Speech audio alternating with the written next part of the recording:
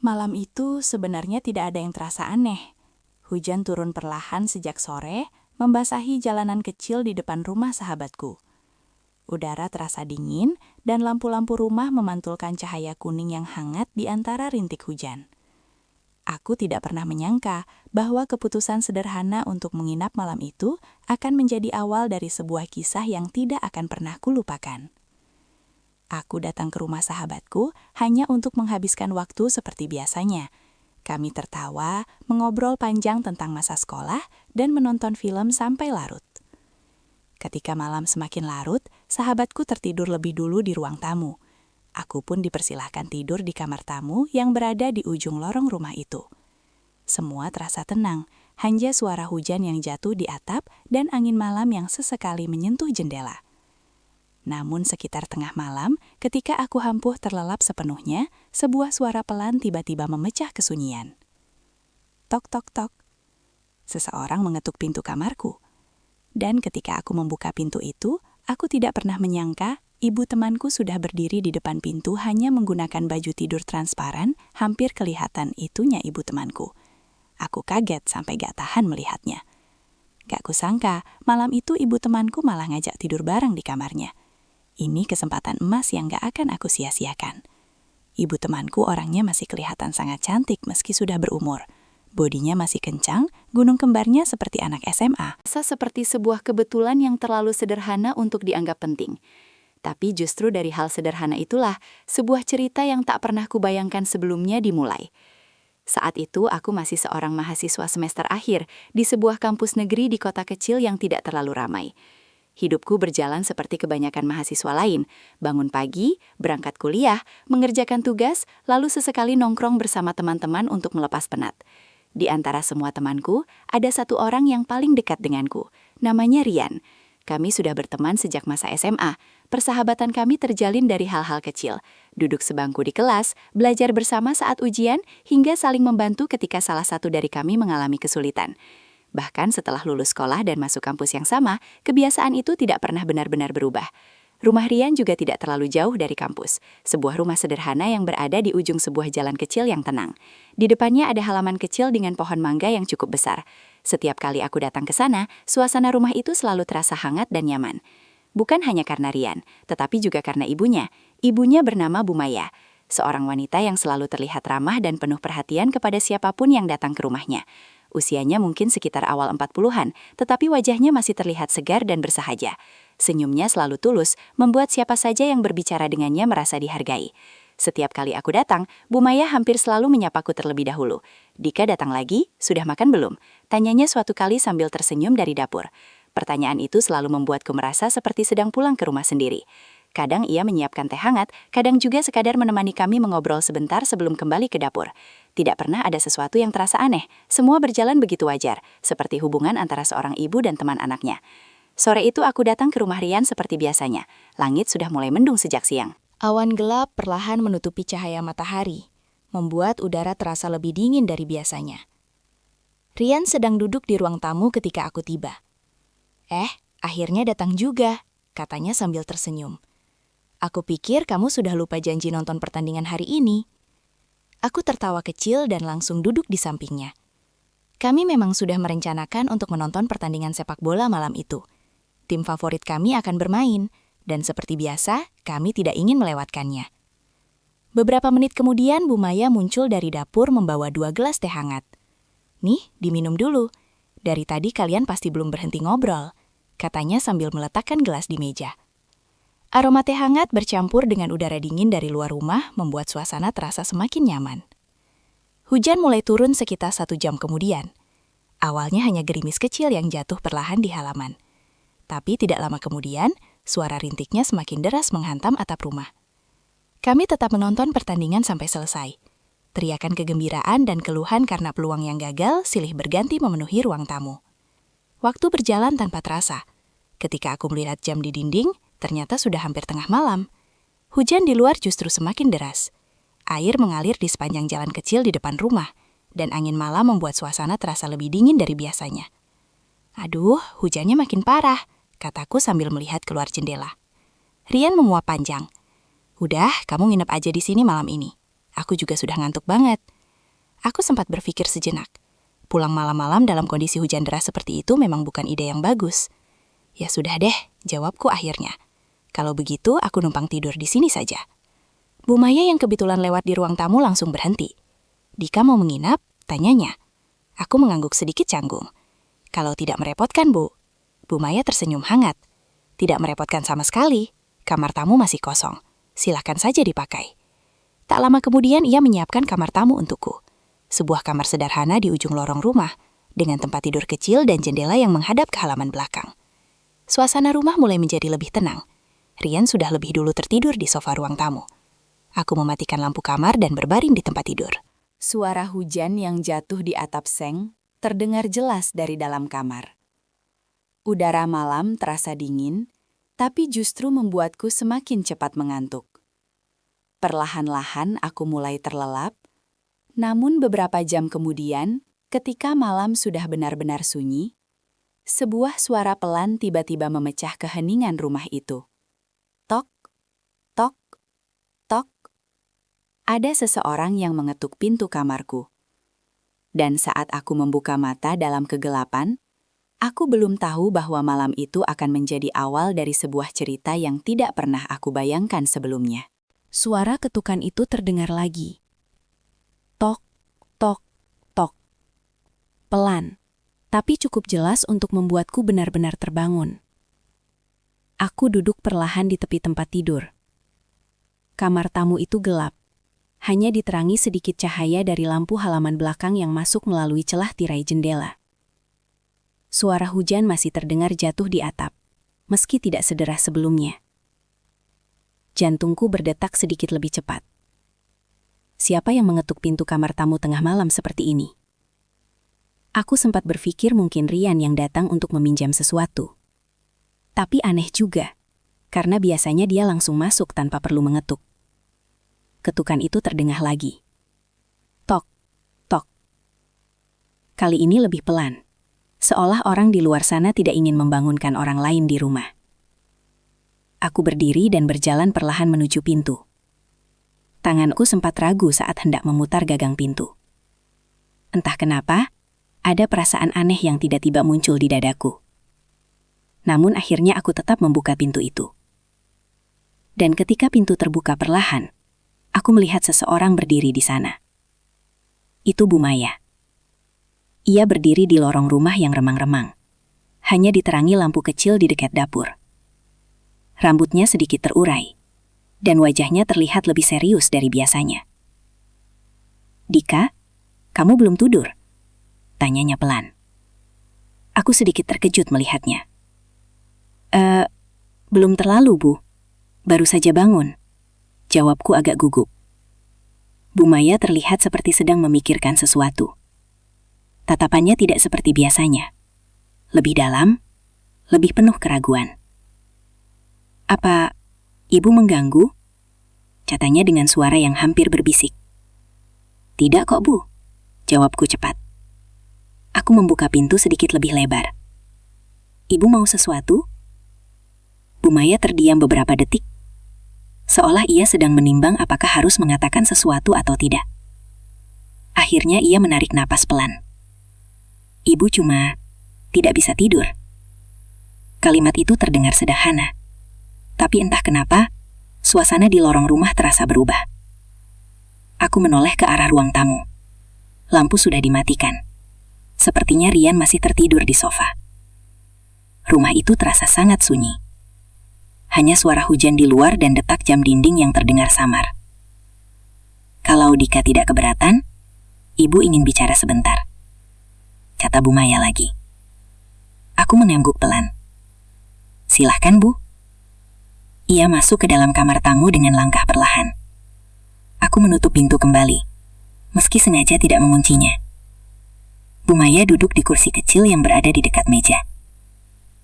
Tangannya saling menggenggam, seolah sedang mencoba menenangkan diri. Aku berdiri beberapa langkah di depannya, masih belum benar-benar mengerti apa yang sedang terjadi. Ibu sebenarnya sudah lama ingin bicara sesuatu, katanya akhirnya. Tapi ibu tidak tahu harus mulai dari mana. Aku mulai merasa sedikit tidak nyaman, namun aku tetap mencoba bersikap tenang. "Kalau ada yang bisa saya bantu, Bu, silahkan saja," kataku. Bu Maya tersenyum tipis, tapi senyum itu terlihat berbeda dari biasanya. "Dika itu anak yang baik," katanya. "Rian sering sekali cerita tentang kamu." Aku mengangguk pelan. Rian juga teman yang baik buat saya, Bu." Bu Maya menunduk sejenak.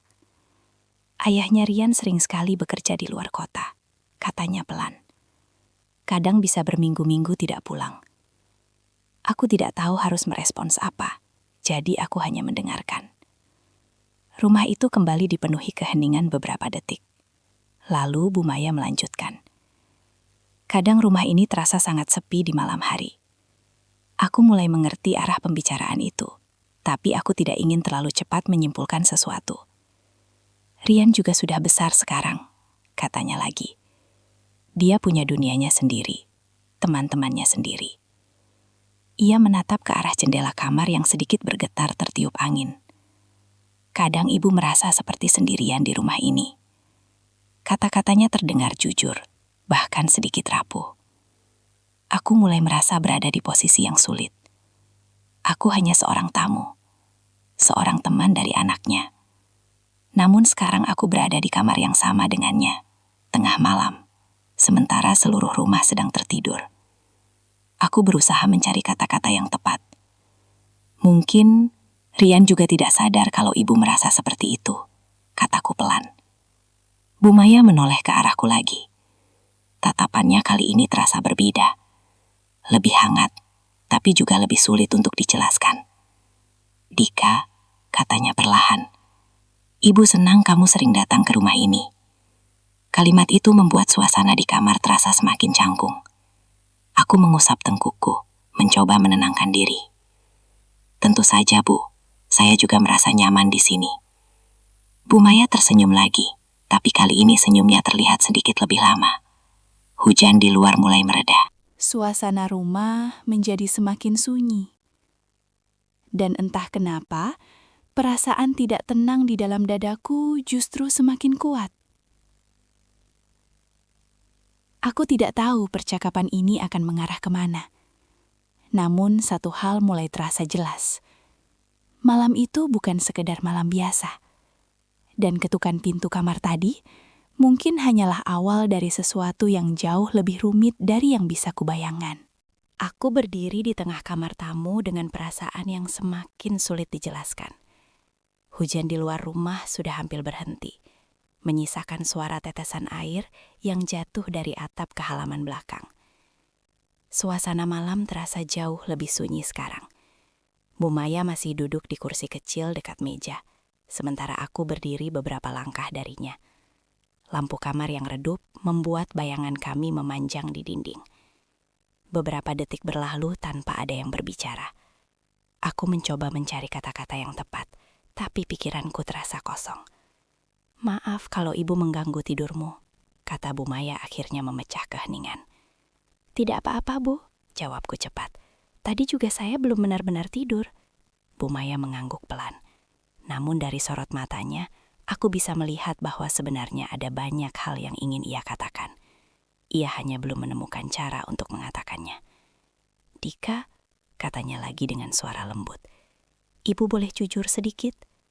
Aku mengangguk perlahan, meski dalam hatiku mulai muncul rasa tidak nyaman. "Tentu saja, Bu." Ia menarik napas panjang, seolah mencoba mengumpulkan keberanian. "Ibu kadang merasa rumah ini terlalu sepi," katanya. "Apalagi kalau malam seperti ini." Aku tidak tahu harus menjawab apa. Kata-kata itu terasa lebih berat daripada yang terdengar. Ia menatap ke arah pintu kamar, memastikan tidak ada siapapun di luar sana.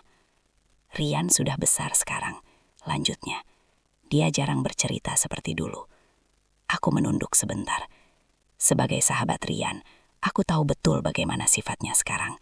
Ia memang lebih sering menghabiskan waktu dengan teman-temannya atau sibuk dengan kegiatan kampus. Namun tetap saja, pembicaraan seperti ini terasa terlalu pribadi untuk dibahas denganku. Aku mencoba mengalihkan suasana. "Mungkin Rian cuma sedang sibuk saja, Bu," kataku. Kalau nanti dia sudah lebih santai, pasti akan lebih sering di rumah lagi. Bu Maya tersenyum tipis.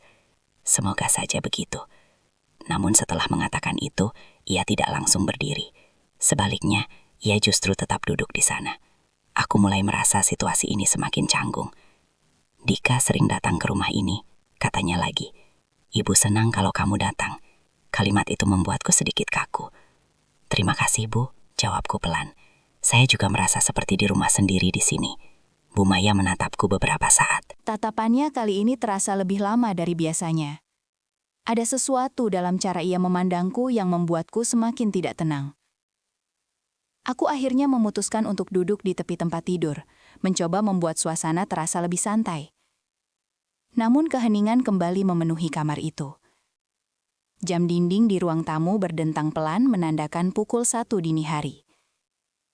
Aku melirik ke arah pintu, lalu kembali menatap Bu Maya. Bu, mungkin sebaiknya Ibu istirahat saja, kataku hati-hati. Sudah malam juga. Bu Maya terdiam sejenak. Kemudian ia berdiri perlahan dari kursinya. Untuk sesaat aku merasa lega, mengira percakapan aneh ini akhirnya akan selesai. Namun sebelum melangkah keluar kamar, ia berhenti di dekat pintu. Ia menoleh kembali ke arahku. Dika? Nada suaranya kali ini terdengar lebih lembut dari sebelumnya. Ibu boleh bertanya sesuatu? Aku mengangguk ragu. Boleh, Bu. Ia tampak sedikit gugup, sesuatu yang belum pernah kulihat sebelumnya. Menurut kamu, apakah salah kalau seseorang merasa kesepian? Pertanyaan itu membuatku terdiam. Aku tidak menyangka percakapan ini akan mengarah ke sana. Aku mencoba menjawab dengan jujur. Tidak salah, Bu, kataku. Semua orang pasti pernah merasa seperti itu. Bu Maya mengangguk perlahan. Namun kali ini ekspresinya terlihat lebih emosional. Ibu hanya tidak ingin terus merasa seperti ini, katanya pelan. Kalimat itu membuat suasana kamar tiba-tiba terasa jauh lebih berat. Aku tidak tahu harus berkata apa. Semua terasa terlalu rumit. Aku mulai menyadari satu hal penting. Situasi ini tidak bisa terus dibiarkan seperti ini. Jika aku tidak berhati-hati, persahabatanku dengan Rian bisa saja berada dalam bahaya. Dan yang lebih membuatku khawatir, aku sendiri juga tidak sepenuhnya mengerti apa yang sebenarnya sedang terjadi. Bu Maya akhirnya membuka pintu kamar. Udara dingin dari lorong rumah masuk perlahan ke dalam kamar. Namun sebelum benar-benar keluar, ia berhenti sekali lagi. Ia menatapku dengan ekspresi yang sulit dijelaskan. Terima kasih sudah mendengarkan Dika, katanya. Lalu ia melangkah keluar dan menutup pintu dengan pelan. Aku tetap duduk di tempat tidur, menatap pintu yang sekarang sudah tertutup. Rumah itu kembali sunyi. Namun pikiranku justru semakin ramai. Malam itu aku hampir tidak bisa tidur. Karena untuk pertama kalinya sejak aku mengenal keluarga ini, aku mulai merasa bahwa sesuatu yang tidak seharusnya terjadi perlahan sedang mendekat. Dan aku tidak tahu bagaimana cara menghentikannya. Malam itu aku akhirnya tertidur juga, meski hanya sebentar dan dengan pikiran yang terus berputar. Suara hujan yang sudah berhenti meninggalkan udara dingin yang menempel di dinding kamar tamu. Ketika pagi datang, sinar matahari yang masuk dari jendela membuatku terbangun. Untuk beberapa detik, aku hanya menatap langit-langit kamar sambil mencoba mengingat apa yang terjadi semalam. Percakapan dengan Bu Maya. Ketukan pintu di tengah malam. Tatapan matanya yang terasa berbeda dari biasanya. Semua itu terasa seperti mimpi yang aneh. Namun ketika aku keluar dari kamar tamu, aku tahu semuanya benar-benar terjadi. Rian masih duduk di ruang tamu sambil memainkan ponselnya. "Woi, akhirnya bangun juga," katanya sambil tertawa kecil. Aku berusaha bersikap biasa. "Iya, semalam begadang nonton bola," jawabku. Rian berdiri dan meregangkan badannya. "Tunggu sebentar, aku mau mandi dulu." Ia lalu berjalan menuju kamar mandi tanpa curiga sedikit pun.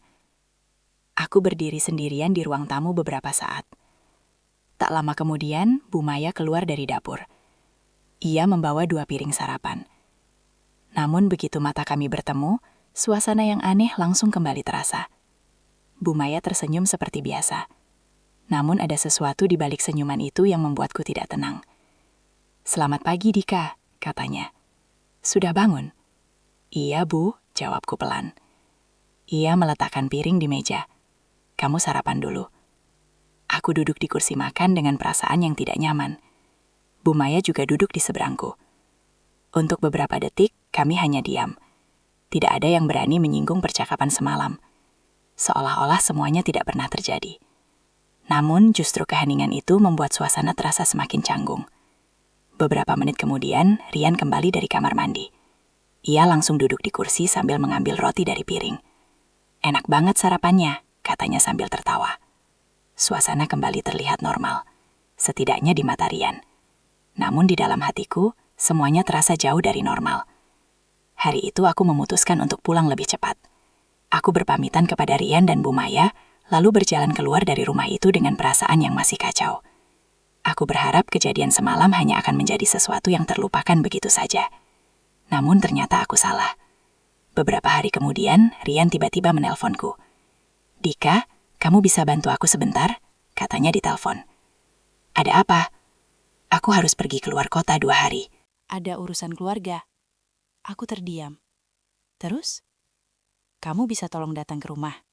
Cuma buat ngecek rumah sama kasih makan kucing. Permintaan itu membuat dadaku langsung terasa berat. Rumah itu. Rumah tempat kejadian malam itu. Aku sebenarnya ingin menolak. Namun Rian adalah sahabatku. Ya sudah, nanti aku datang. Jawabku akhirnya. Malam harinya aku kembali berdiri di depan rumah itu. Lampu teras menyala redup, menerangi halaman yang sunyi. Rian sudah pergi beberapa jam sebelumnya. Artinya sekarang hanya ada satu orang di rumah itu. Bu Maya. Aku masuk ke dalam rumah dengan langkah ragu. Suasana rumah terasa jauh lebih sepi dari biasanya. Bu Maya muncul dari dapur ketika mendengar suara pintu. Dika, kamu datang, katanya pelan. Aku mengangguk. Rian minta saya bantu jaga rumah. Bu Maya tersenyum tipis. Namun kali ini senyum itu terasa berbeda. Tidak seperti senyum hangat yang dulu sering kulihat. Rumah itu terasa terlalu sunyi. Tidak ada suara televisi. Tidak ada suara Rian. Hanya aku dan Bu Maya di dalam rumah yang sama. Dan untuk pertama kalinya, aku menyadari sesuatu. Situasi ini mungkin jauh lebih rumit daripada yang pernah kubayangkan. Malam semakin larut. Dan ketika jam dinding kembali menunjukkan lewat tengah malam, aku mulai mendengar langkah kaki pelan dari lorong rumah. Langkah yang perlahan mendekati pintu kamar tempat aku berada. Dan saat bayangan seseorang berhenti tepat di depan pintu itu, aku tahu bahwa keputusan yang harus kuambil malam ini mungkin akan menentukan segalanya.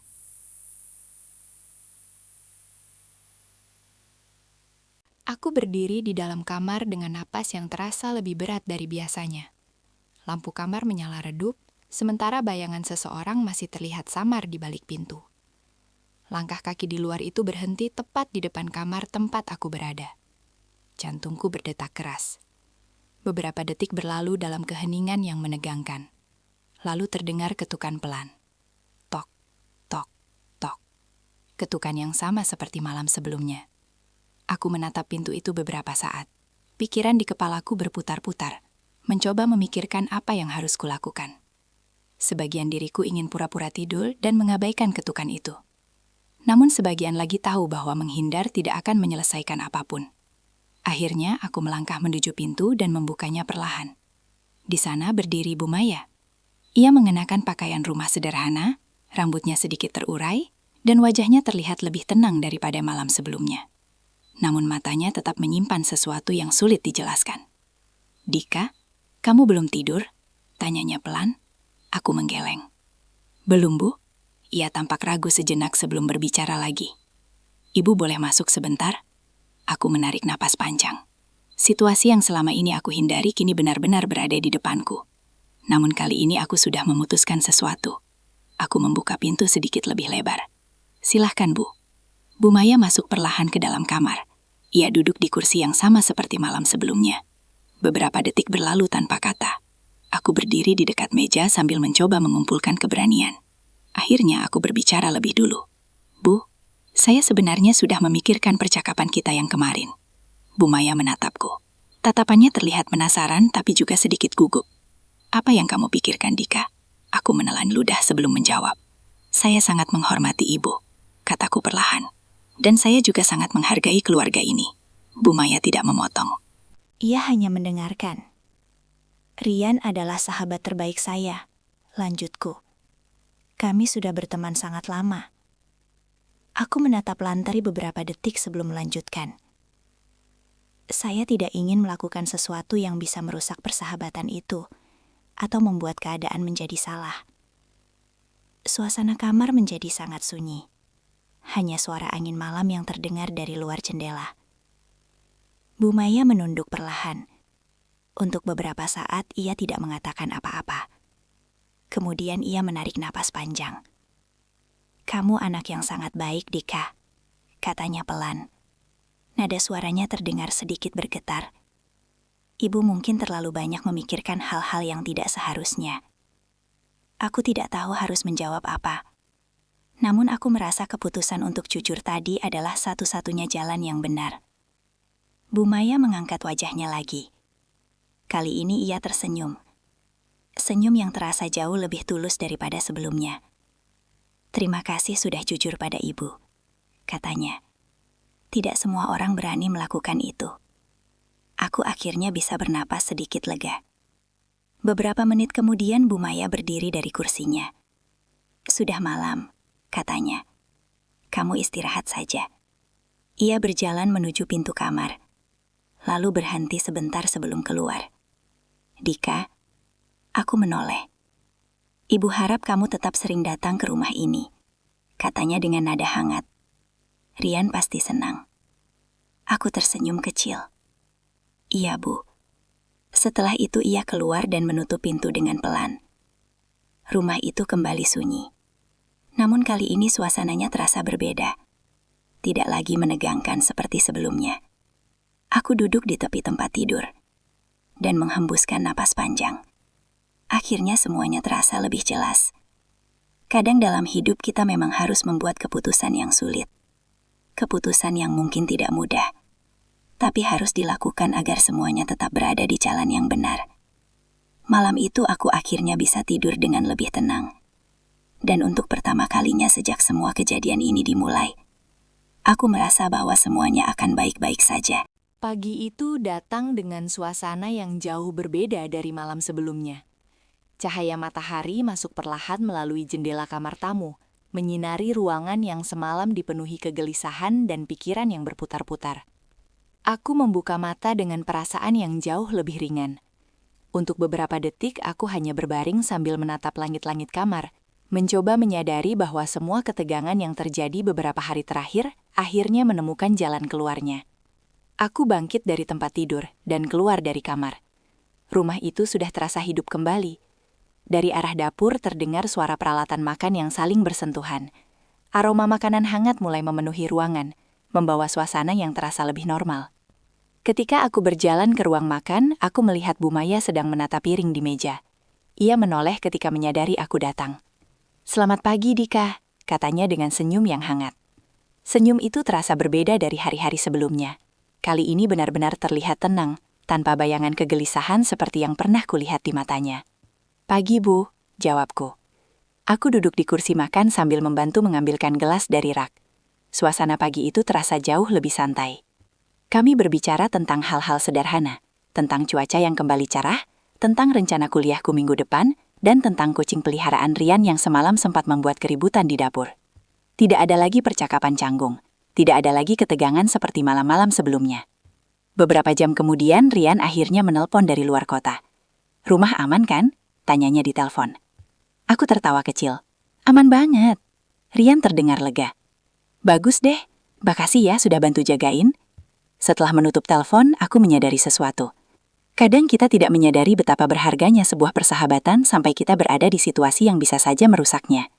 Hari itu aku memutuskan untuk pulang setelah membantu beberapa pekerjaan kecil di rumah. Sebelum aku pergi, Bu Maya mengantarku sampai ke teras. Angin siang berhembus pelan di halaman rumah itu. Pohon mangga di depan pagar bergerak perlahan tertiup angin. "Terima kasih sudah membantu menjaga rumah," katanya. Aku mengangguk. "Sama-sama, Bu." Ia terdiam beberapa detik, lalu berkata lagi dengan suara yang lembut. "Dan terima kasih juga karena sudah bersikap jujur malam itu." Aku tersenyum kecil. Kadang kejujuran memang tidak mudah, Bu. Tapi itu yang paling benar. Bu Maya mengangguk perlahan. Rian beruntung punya teman seperti kamu. Aku merasa sedikit canggung mendengar itu.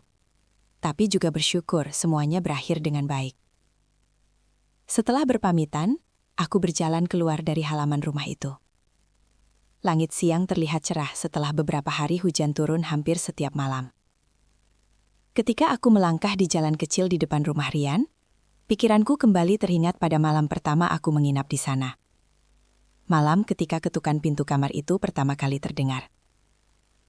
Jika aku memikirkan kembali semua kejadian itu sekarang, aku menyadari satu hal penting. Hidup kadang membawa kita ke situasi yang tidak pernah kita rencanakan. Situasi yang menguji siapa diri kita sebenarnya.